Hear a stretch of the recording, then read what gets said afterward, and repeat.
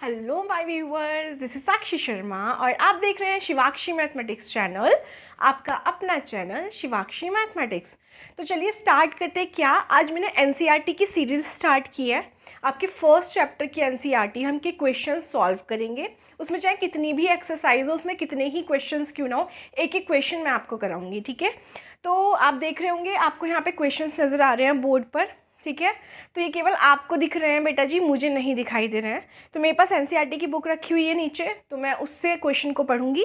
आप बोर्ड पर देखिएगा पहला क्वेश्चन क्या है। ठीक है, और उसके अकॉर्डिंग आप क्वेश्चंस को सॉल्व करिएगा फिर। ठीक है, मैं आपको मतलब करवाऊंगी सॉल्व, अच्छे समझिएगा।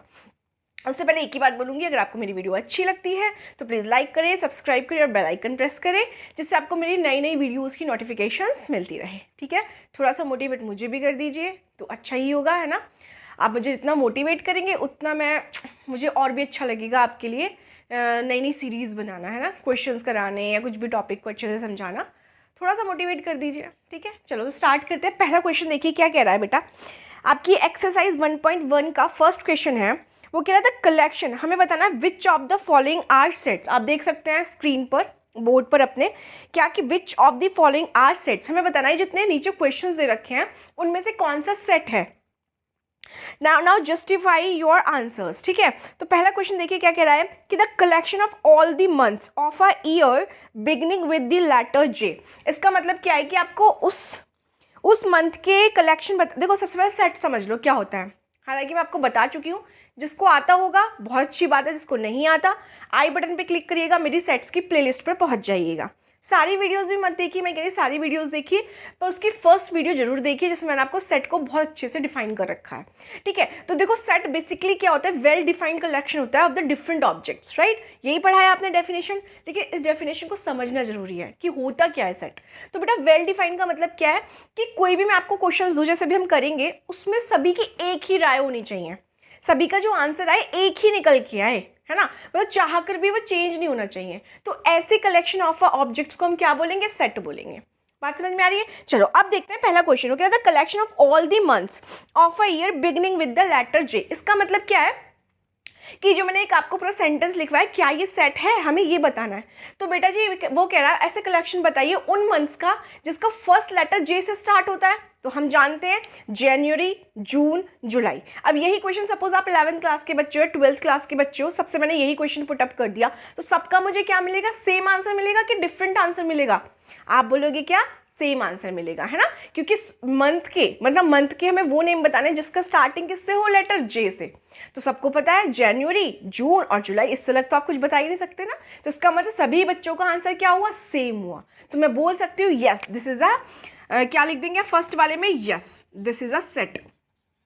ठीक है, ये किसका आपका आंसर हो गया, सेट है ये।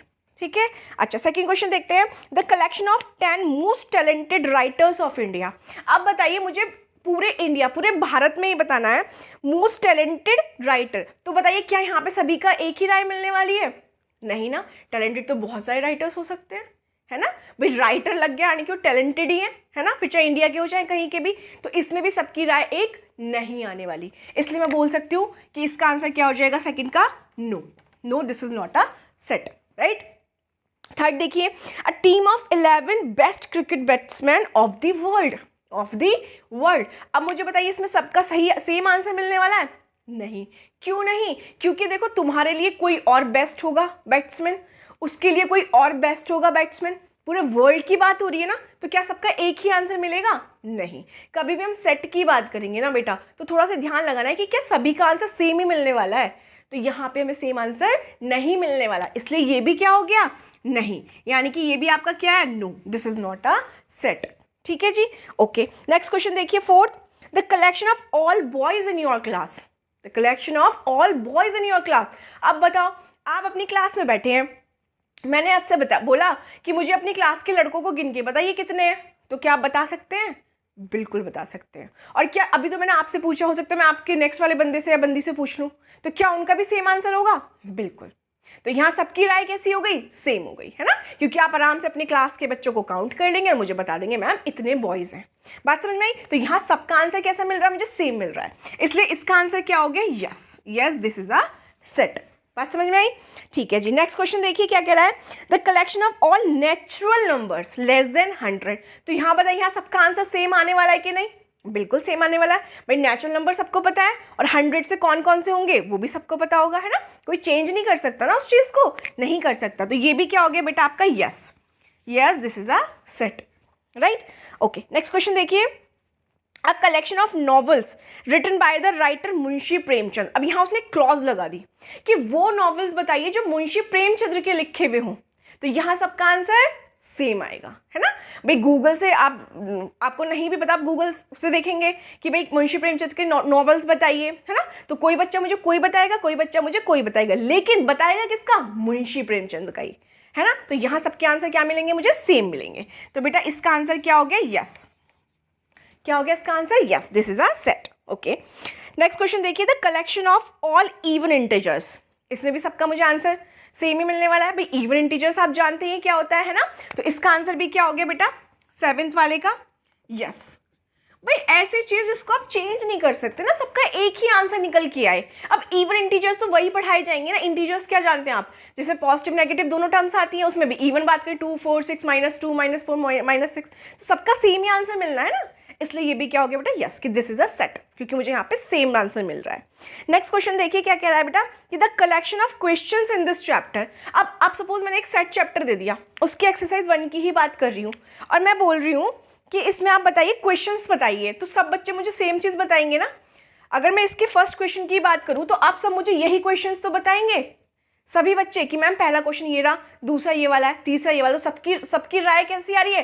सेम आ रही है ना? तो इसलिए ये वाला कौन सा हो जाएगा आपका? 8। ये भी क्या हो जाएगा? Yes, this is a set. ठीक है, बात समझ में आ रही होगी। लास्ट क्वेश्चन देख लेते हैं, एक collection of most dangerous animals of the world. Last question क्या है आपका? अ collection of most dangerous animals of the world. अब बताइए, सोचिए सोचिए, सेट है कि नहीं? बताइए फटाफट से। आपका आंसर आएगा क्या? नो। क्यों? इसे तो मैंने अपनी क्लास में बहुत अच्छे समझा रखा है बेटा, है ना? चलो समझते हैं यहाँ पे क्यों। अब एक बार बताओ, अब बहुत सारे बच्चे हो आप, है ना, या किसी से भी पूछ लो, सबके लिए एनिमल्स अपने अलग अलग होते हैं। किसी को लॉयन से डर लगता है तो कोई लॉयंस को पाल के बैठता है, आप देखते हैं यूट्यूब पर। कोई लॉयन को अपने घर में रखता है ना, टाइगर को अपने घर में रखता है।